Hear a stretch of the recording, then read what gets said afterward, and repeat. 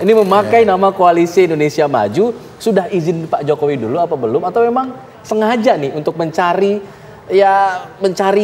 ekor-ekornya Pak Jokowi sehingga ntar bisa masuk ke Gerindra?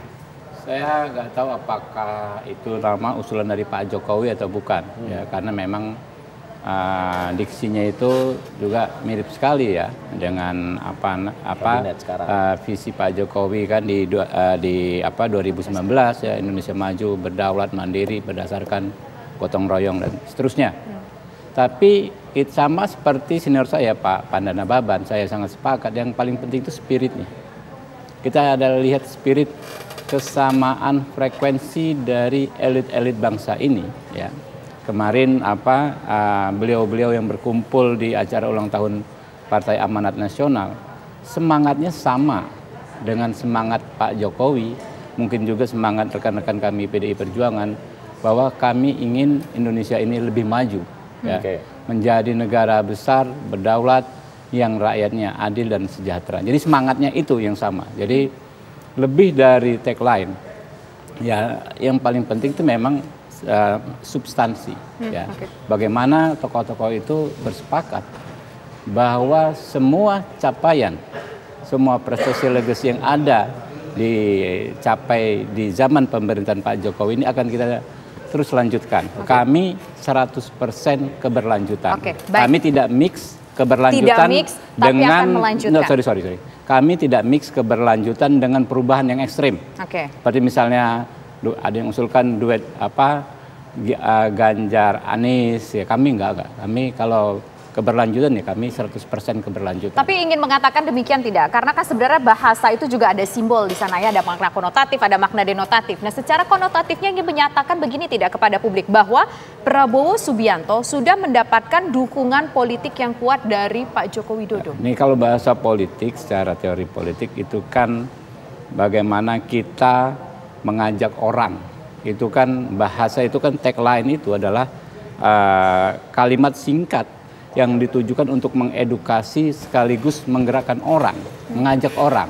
Kita bilang Indonesia maju. Artinya apa? Kita mengkampanyekan Indonesia lebih maju.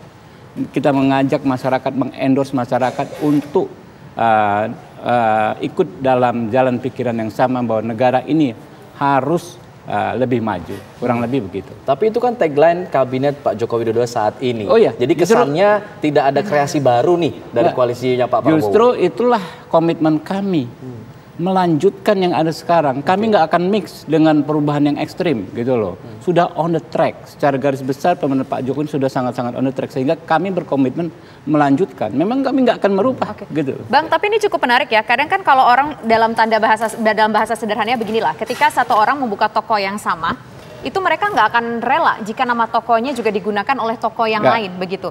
Nah, ini kita bicara soal bangsa, kemajuan itu kan Indonesia maju. Kita nggak bicara orang per orang, partai per partai, kelompok per kelompok. Ini ajakan semua gitu loh.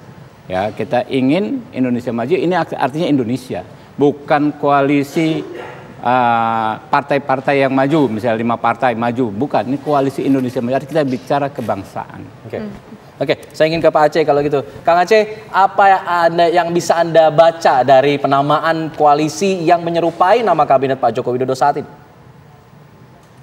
Bukan menyerupai ya, memang serupa ini ya, memang identik itu ya. Iya, saya kira makin menarik ini ya. Ini sudah masuk ke pertarungan memperebutkan Jokowi yang begitu sebelumnya memperebutkan suara di belakang Pak Jokowi ya. Bagi saya apa yang dilakukan oleh Prabowo Subianto dan koalisinya ini merupakan satu move yang cukup agresif ya, dan ini bukan perkara bahasa. Dalam semiotika ya, ini bisa dikatakan sebagai kode proaeretik ya, kode tindakan. Jadi sebuah move yang dilakukan oleh Pak Prabowo untuk bagaimana dia menarik suara pengikut Pak Jokowi dengan mengambil Pak Jokowinya itu ya. Jadi sekali lagi ini menurut saya secara politik semiotika politik bisa dikatakan sebagai satu langkah ke depan ya yang dilakukan oleh Pak Jokowi oleh Pak Prabowo. Yang menarik kemudian yang diperbincangkan tadi adalah mengapa Pak Jokowi diam saja, ya.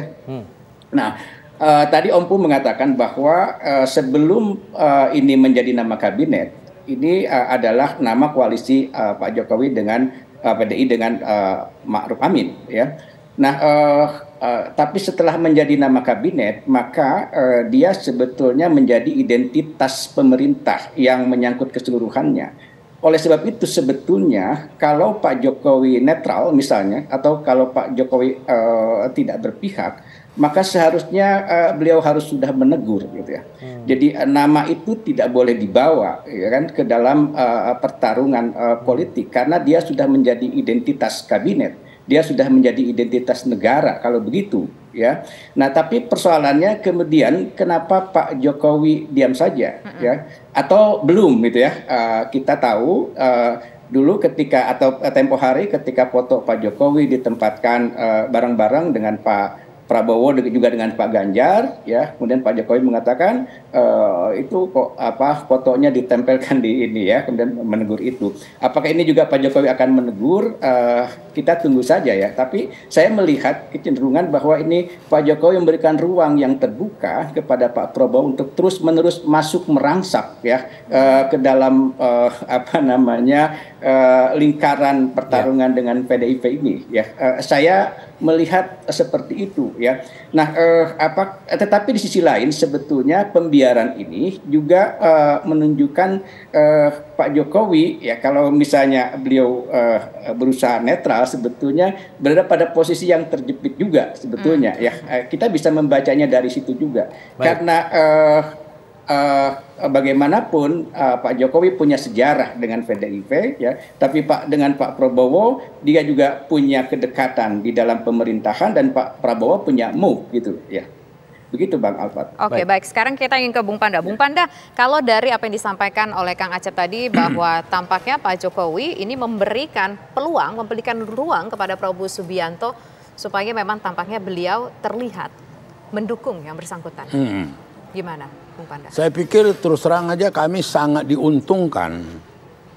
Artinya PDI Perjuangan itu, apalagi dibantu koalisi-koalisi dari partai yang lain, PDI Perjuangan itu jati dirinya, hakikatnya, sawabnya, ya memang di dalam itu ada Jokowi. Jadi Jokowi, kalau istilah Ibu Megawati, Jokowi itu kader PDI Perjuangan yang paling top, paling tinggi pada saat ini, gitu loh. Nah, kemudian ada yang kemudian mengambil sosok dia, nama kabinet dia dan segala macam. Ini kan lebih tambah meyakinkan kepada rakyat. Oh, betul juga rupanya Jokowi ini, populer juga Jokowi ini. 4 partai yang bergabung dari Gerindra, Golkar dan ini ambil namanya. Wah, hebat. Maka itu kami berterima kasih, gitu loh. Oke, tapi Bung Panda beginilah, kita tahu bahwa Pak Jokowi memberikan efek mungkin kepada masing-masing calon presiden, baik itu mungkin ke Pak Ganjar ataupun juga mungkin ke Pak Prabowo begitu. Tapi kan ini adalah pertarungan, bukan pertarungan Pak Jokowi. Yang orang lihat di situ bukan Pak Jokowi lagi yang akan dipilih, tapi Ganjar, Anies Baswedan dan juga Prabowo Subianto. Bung Panda. Ya, kalau bicara Ganjar ya bicara Jokowi, bicara PDI Perjuangan, bicara Ganjar, gitu loh. Jadi buat kami nggak terlampau dipusingkan, gitu loh. Malah kita ada kegembiraan, nama Jokowi dibawa-bawa, gambar Jokowi dipajang-pajangin, gitu loh. Itu kita mempunyai satu kegembiraan tersendiri bahwa kader PDI ini begitu populer, begitu berpengaruh, begitu disenangin, gitu loh. Siapa yang nggak gembira, gitu loh. Tapi implikasinya Bang Panda, ini implikasinya adalah ini ke hasil survei yang kemudian lebih menguntungkan ke Pak Prabowo sejauh ini. Ya, sementara Ganjar belum begitu teruntungkan begitu dengan langkah-langkah dari Pak Joko Widodo. Apanya? Ya teruntungkan lah, nanti lihatlah itu sudah rebound sekarang bagaimana Ganjar itu sudah mulai meningkat gitu loh. Itu kan bisa kita lihat itu hasil survei. Oke, baik.